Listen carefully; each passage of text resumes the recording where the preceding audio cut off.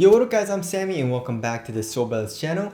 And this is a versus video between one of my favorite shoes to play in right now, the Under Armour, or I guess Curry brand, Curry Flow 8 versus the Under Armour Flow FUTR X, right? So there is a pretty big price difference. It's $40.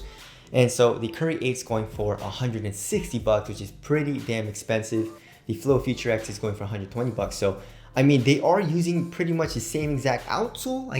There's no outsole, but there is an outsole. There's no rubber outsole actually.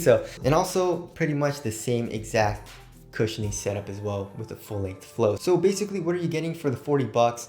And is the Flow FUTR X just as good as the Curry 8? Because they're using the same exact outsole and midsole, but it's $40 cheaper. So we're gonna find all of that out in this video. If you guys want to cop either of these shoes, I'll try to leave a link in the description box, but let's get it started off with the Tracciones. And like I mentioned before, there is no rubber outsole, but we have this Flow cushion and we have this outsole pattern. And if you guys look at the actual pattern, it's pretty much the exact same. And the traction is freaking top tier. It's GOAT actually. That's how good both of these shoes are.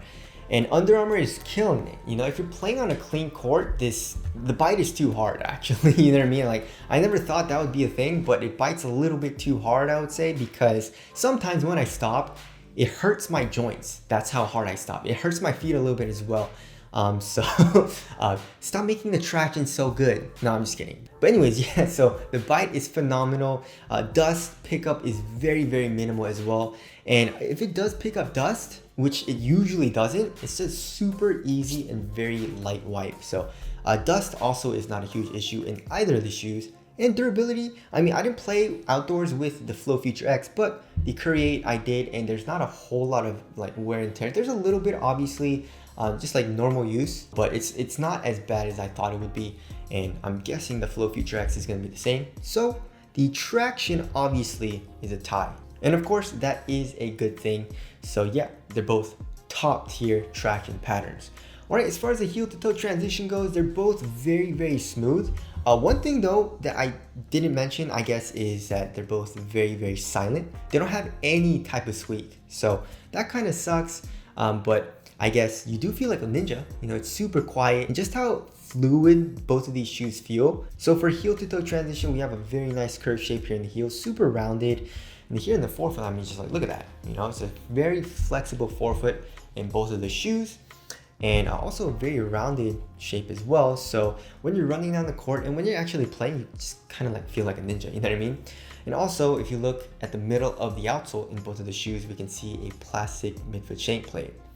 All right, as far as the cushioning setup goes, we have full-length Flow cushion for both of the shoes, and Flow isn't super nice. There's a little bit of compression, I would say. There's really no bounce, and it's not super soft or super comfortable or anything. I would say it's just mostly responsive with adequate impact protection. They both have very, very good court feel though, which is a good thing, but pretty much they feel the exact same. I would say the Curry 8 feels like it has just a tiny bit more like a compression in the heel, just a tiny bit for some reason for me, but honestly, it's not like super nice. So pretty much I would say it's the same. I tied up for cushioning setup as well. So moving on to the materials. So as far as the upper goes, this is where it gets pretty different. So here in the Curry 8, you're paying 160 bucks, premium pricing, and we better get premium materials, right? So as far as like overall materials, we have this like pretty crappy synthetic material here on the lateral and medial side of the shoe. So I definitely feel like they should have used better quality materials, but that doesn't really matter all too much for performance. But anyways, yeah, this knit material feels great. It's thin, it conforms to your foot, it's comfortable. And also here where the tongue's supposed to be, we have a very stretchy knit, and we have a very stretchy ankle collar as well. So you can pretty much put this shoe on like a slipper or like kind of like a sock as well. It's just really, really nice. We have a one booty upper as well. Here in the Flow FUTR X, we have this mesh material here in the forefoot, right? And it's, I guess it's like soft, it's very comfortable. It's not glued down at all, so it feels great, but it's not supportive at all. You know what I mean? To be honest, the Curry 8 knit material isn't the most supportive upper either, but this Flow FUTR X mesh material is really, really unsupportive. You know what I mean? So I didn't really like that. And also here in the midfoot, we have a midfoot strap, and it actually does something. You know, it definitely helps with the lockdown here in the midfoot. It's a super thin strap as well, so it doesn't really add a whole lot of bulk. And look at this, if you just kind of like put the strap away, you know, it just stays down and you can lace the shoe up. You know, some shoes like the Kyrie 6, the Zoom Freak 3, it's that plastic strap. You know, they use a thicker type of plastic. It makes it a little bit bulkier, and it kind of like flips over on itself, so it's annoying to like lace up, you know. So I really like the strap here in the Flow Future X. As far as the tongue goes, obviously we have a tongue. There's not a whole lot of padding, I would say. And then here in the ankle area, I would say there's an average amount of padding for the Flow Future X. And here for the Curry 8, we have maybe a little bit more padding here on top of the ankle. Of course, that'll help with lockdown and also help with the overall comfort here in the ankle area as well. So for me personally, I really like the Curry 8 materials. It just feels better on foot, and also the quality is better. Yeah, I really do like the strap here in the Flow Future X, but you don't really need it all too much, especially here in the Curry 8. So yeah, overall materials, the Curry 8 is better. All right, moving on to the fit of the shoe. The Curry 8 runs short, so I would suggest going up half a size. But when I did, it fits me really, really well. You know, my toes go pretty much right to the edge of the shoe. It's snug here in the toe box. Width-wise, I would say it's slightly narrow. I love how this knit material stretches over the top of my foot where the tongue's supposed to be. It's just like overall a really comfortable and nice fit for me.